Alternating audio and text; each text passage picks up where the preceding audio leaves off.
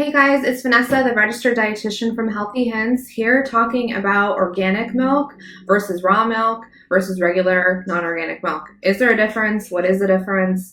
So I want to jump right in and talk about raw milk. Raw milk is raw because it's not pasteurized. Pasteurization is the process where they take a lot of heat and they basically flash heat the milk to kill harmful bacteria and harmful organisms that lead to foodborne illness. So if you are an elderly person, a pregnant woman, you have a child, usually those three different categories of people have a suppressed immune system. And so you wouldn't want to give raw milk to somebody with a suppressed immune system for that reason, because they are going to have a higher risk of developing that foodborne illness that could potentially be in your raw milk. And so for that reason, I wouldn't recommend raw milk. It also does not have additional vitamins and minerals in it. Pasteurization does not kill or affect the nutritional quality of milk.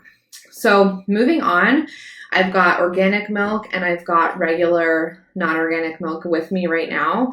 They are both from the same store and they're both whole milk. So if you look at the label of these, they're actually identical. They have the same calories, 150 calories per 8-ounce serving. They've got the same amount of protein. They've got the same amount of carbohydrate and the same amount of lactose, which lactose is the naturally occurring milk sugar in milk. So what is the difference between organic and non-organic milk?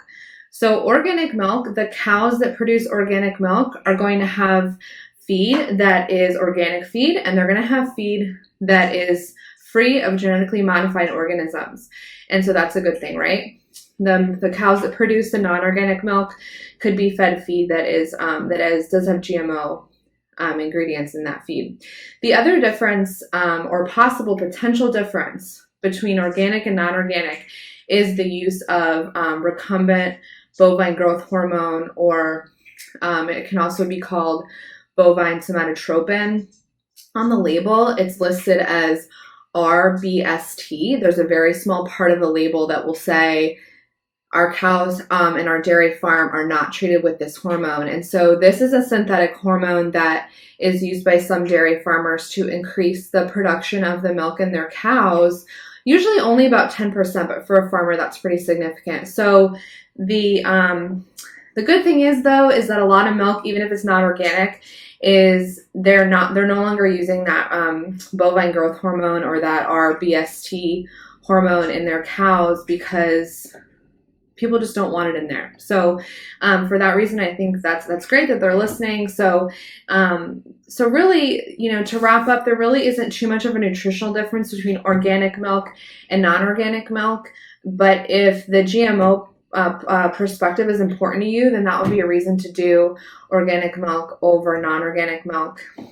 And otherwise, if you want to stick to maybe foods that aren't dairy, because a lot of people have a lot of dairy allergy, another option for milk with protein in it would be soy milk. Has lots of protein in it, and it has lots of isoflavones, which are very important in our diet.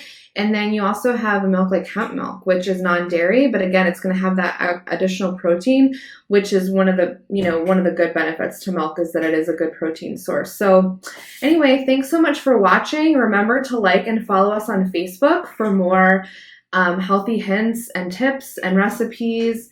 And thanks so much for watching. I really appreciate it. Thanks, guys. See you later.